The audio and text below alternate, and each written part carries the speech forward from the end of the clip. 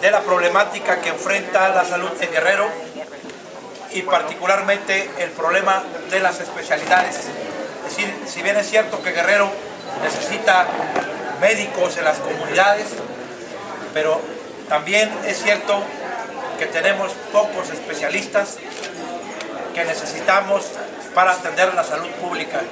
Y él es uno de los que conoce bien de adentro y bien el estado de Guerrero acerca del problema del sector salud. Tiene la palabra, doctor. Bienvenido, gracias. Sí, gracias, mi hermano.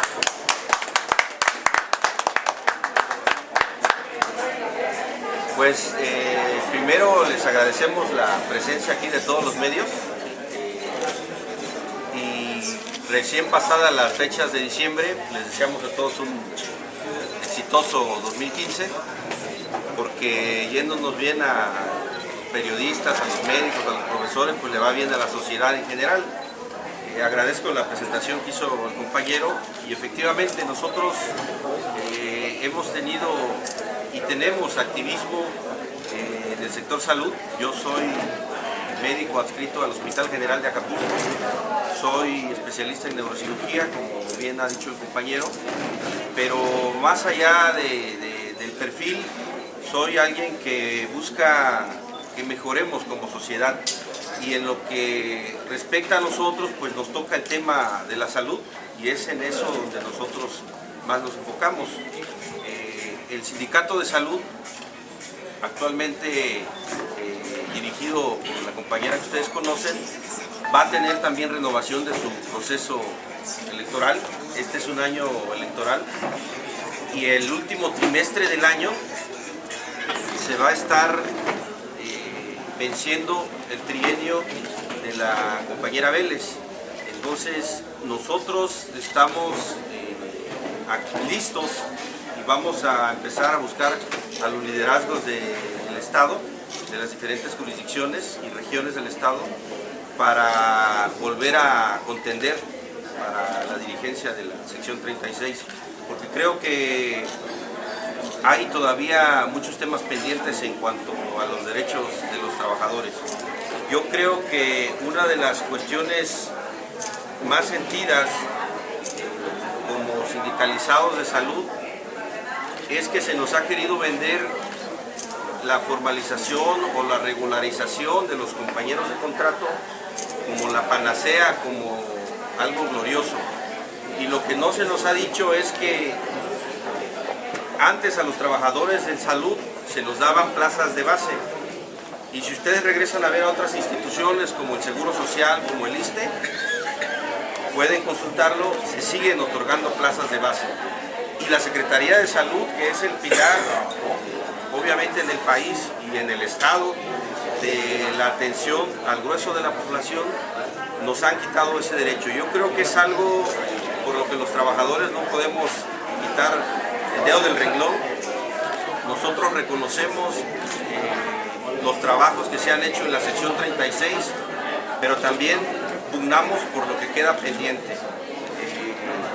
Yo en lo particular, con mi equipo de trabajo, que algunos compañeros están aquí conmigo, somos gente que respeta los resultados de una elección.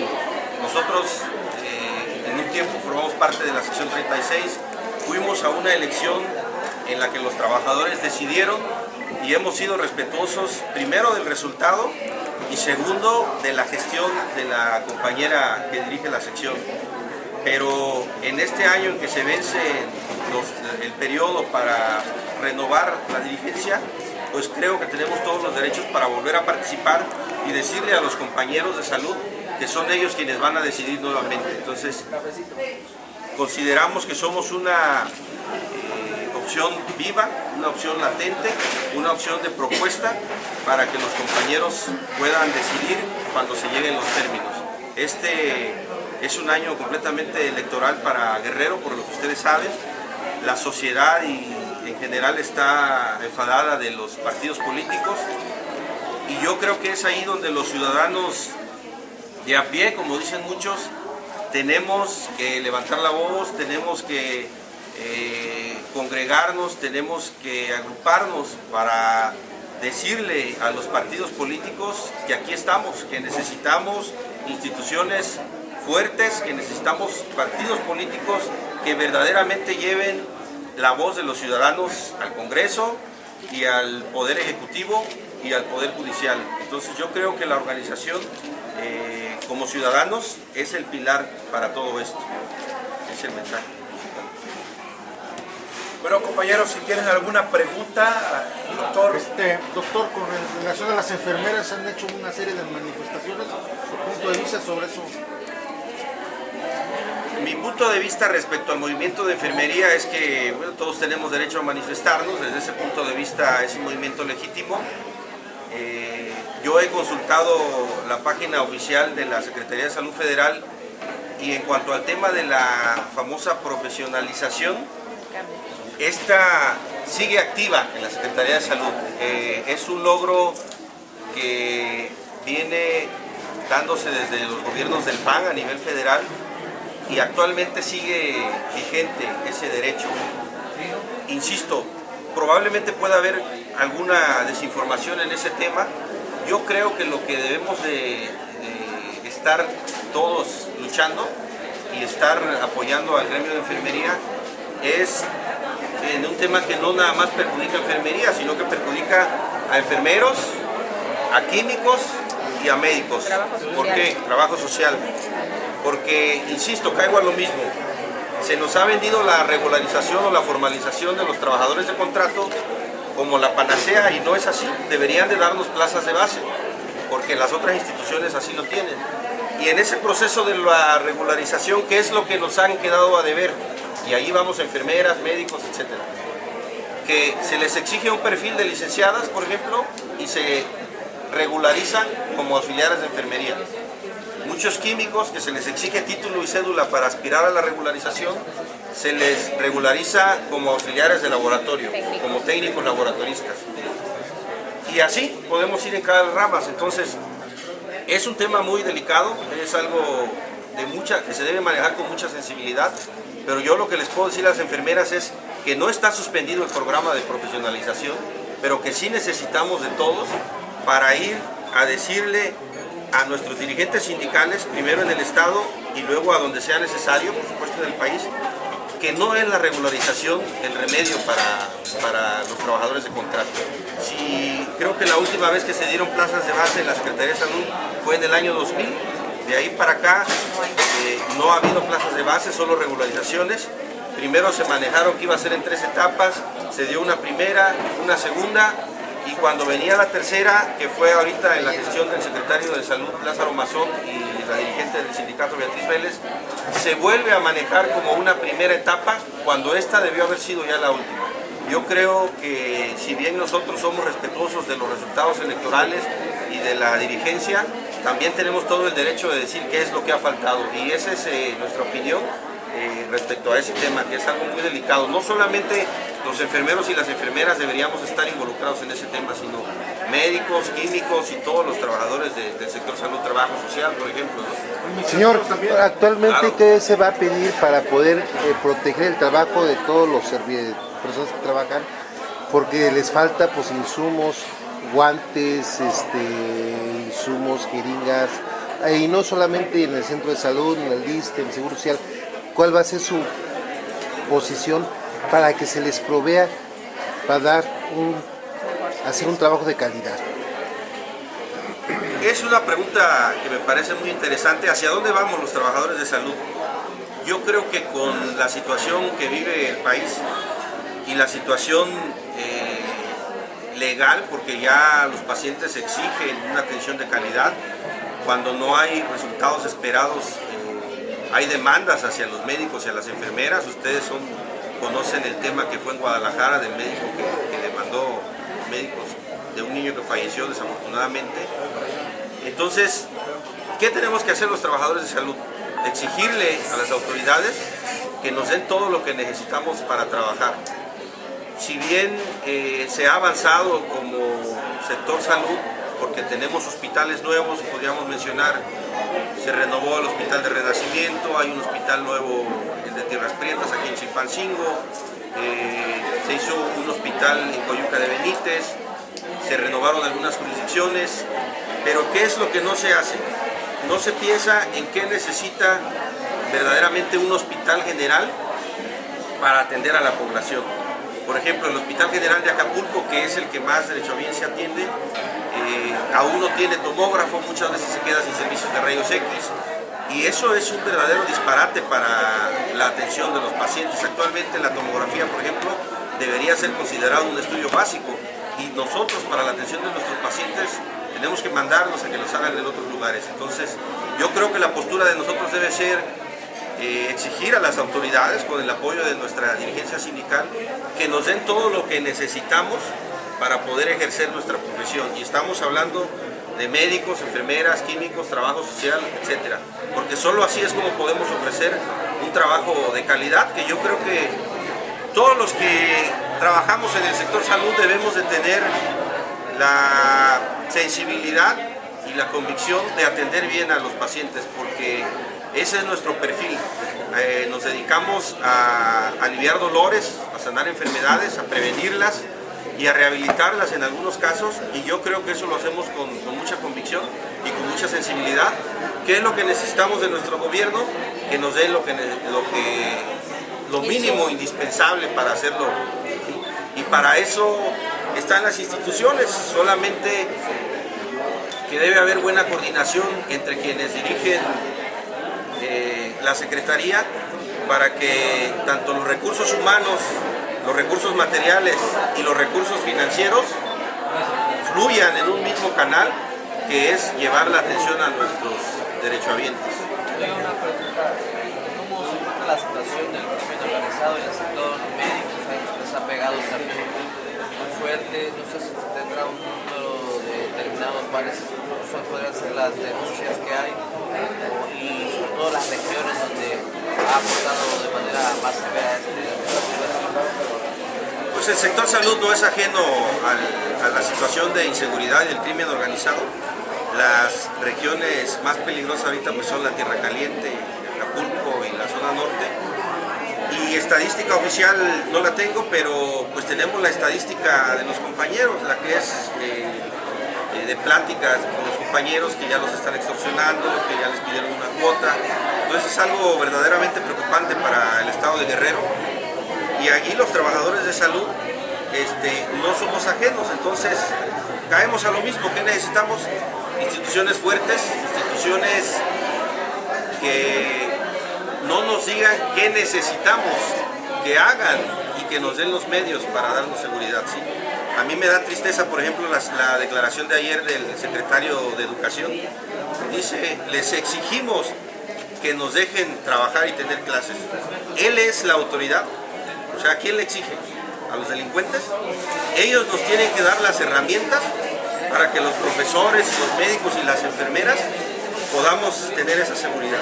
Es verdaderamente vergonzoso que una autoridad dé ese tipo de declaraciones. Él no debería estar exigiendo, él debería estar haciendo lo propio para que tengamos seguridad. Y eso va para el secretario de Salud y para el gobernador del estado. ¿Sí? Es verdaderamente vergonzoso que vayamos por una caseta y nos pidan una cuota de recuperación, o como le quieran llamar, y alguien que paga esa cuota no tiene un ticket que nos da un seguro de viajero, y eso es responsabilidad del gobierno del estado. Entonces está mal el gobierno del estado, está mal las secretarías, estamos mal los trabajadores. Yo creo que lo que necesitamos, sociedad, trabajadores de salud, trabajadores de educación, son precisamente instituciones fuertes. Yo me pronuncio a favor de las instituciones porque, al igual que muchos de mis compañeros, somos producto de las instituciones. Yo creo que debemos hacer votos para fortalecer las instituciones, porque de no ser por las instituciones yo no hubiera estudiado. Soy egresado de la Universidad Autónoma de Guerrero, he estado becado por la Secretaría de Salud para mis cursos de capacitación y cursos de alta especialidad, y por eso estoy convencido que las instituciones ayudan mucho a una sociedad. Entonces tenemos que fortalecer las instituciones, pero necesitamos dirigentes con pantalones, autoridad que no nos diga qué necesitamos, que nos den los medios para hacer y para tener seguridad. Esa es mi opinión. ¿Hay casos de médicos? Muchos médicos han pedido cambios de adscripción a otros estados, ¿sí? muchos médicos cambian de adscripción de una región a otra, es algo que ha venido manejando la sección 36 y yo creo que es algo que tiene uno que tocar con mucha puntualidad y con mucha sensibilidad, porque los que vivimos de una institución, muchos de los compañeros, si atacan nuestro sueldo, pues atacan contra el alimento que llevamos diario a las familias.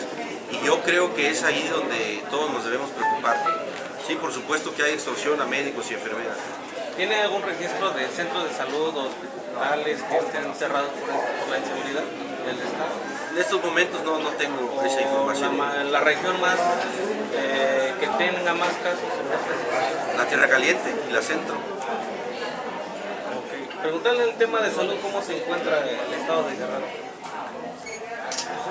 Bueno, es una pregunta muy interesante y muy amplia. Yo creo que podríamos echarnos todo un día debatiendo cómo está el sistema de salud. Yo creo que se han hecho esfuerzos titánicos porque funcionen tanto el primer, segundo y tercer nivel de atención. En cuanto al tercer nivel de atención, estamos por la calle, hay que decirlo. Los hospitales todavía nos deben mucho en cuanto a atención de alta especialidad. Y creo que uno de los principales errores, eso sí es una opinión personal y asumo la responsabilidad del sistema de salud, es que se han llenado de hospitales de la comunidad en muchos municipios, en donde a veces la población, el número de población ni siquiera justifica tener un hospital. Y esto va para los políticos, los presidentes municipales y todo, porque todo alcalde que se va quiere dejar un hospital en su comunidad. Para hacer un hospital se requiere una población mínima y una infraestructura que es importante. Entonces, tenemos el problema de que en algunos hospitales de los llamados regionales o de la comunidad nada más hay anestesiólogo, o nada más hay ginecólogo, o nada más hay cirujano, y eso es una ofensa para la población y para los mismos trabajadores. No se puede operar sin anestesiólogos, o operaríamos como hace décadas se hacía.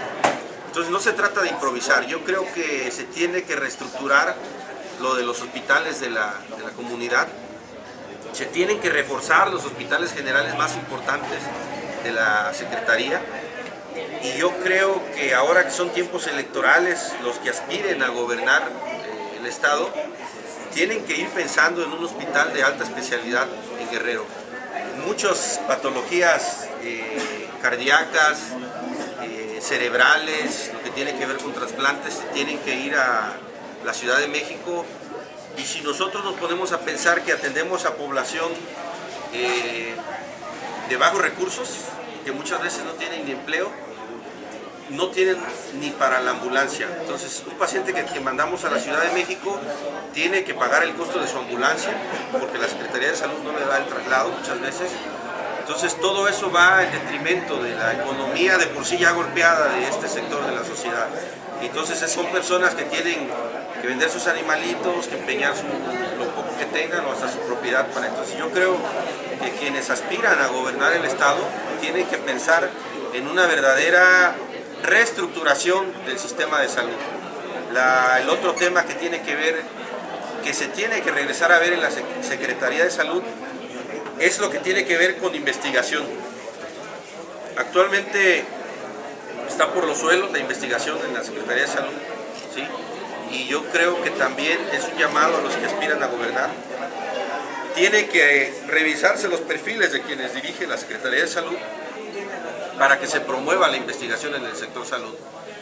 En lo personal aprovecho para hacer mención, yo he enviado a la Secretaría de Salud un proyecto para abrir la clínica de alta especialidad de epilepsia y de movimientos anormales, que es la cirugía de epilepsia, la cirugía de Parkinson, y cirugía que se hace ahorita en cosas que antes eran inoperables, que se está haciendo en pocos estados de la República y que es precisamente lo que estoy yo haciendo ya ahorita en México. Y como guerrerense e interesado por la situación de mi estado, yo quiero replicarlo aquí, en Guerrero. Yo espero tener eco en las autoridades de la Secretaría de Salud y en los compañeros que tienen que ver con la neurología en cualquiera de sus ramas en la Secretaría de Salud. Yo creo que con voluntad y todos poniendo un granito de arena se pueden hacer muchas cosas.